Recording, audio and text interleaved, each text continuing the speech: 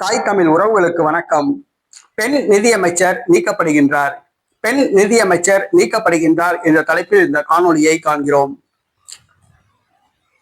2014ஆம் ஆண்டு நடைபெற்ற இந்திய பாராளுமன்ற தேர்தலில் பாரதிய ஜனதா கட்சி வெற்றி பெற்று ஆட்சி அமைத்தது. 3வது முறையாக வெற்றி பெற்று கடந்த 12 ஆண்டு காலமாக பாரதிய ஜனதா கட்சி மத்தியில் ஆட்சி செய்து வருகிறது. தற்பொழுது மத்திய நிதி அமைச்சராக இருப்பவர் நிர்மலா சீதாராமன். இவர் தமிழ்நாட்டை பூர்வீகமாக கொண்டவர். பாரதிய ஜனதா கட்சியை சார்ந்தவர்.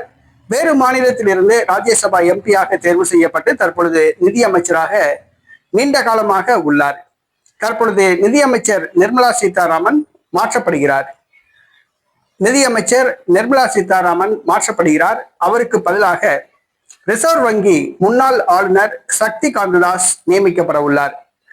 புதிய மத்திய நிதி அமைச்சராக ரிசர்வ் வங்கி முன்னாள் ஆளுநர் சக்தி காந்ததாஸ் நியமிக்கப்பட உள்ளார். நிர்மலா சீதாராமன் வேறு துறைக்கு அமைச்சராக மாற்றப்படுகின்றாரா அல்லது அமைச்சரவையிலிருந்து நீக்கப்படுகிறாரா என்பது தெரியவில்லை. தமிழக பாஜக தலைவராக கூட அவர் நியமிக்கப்படலாம் என்று கூறப்படுகிறது.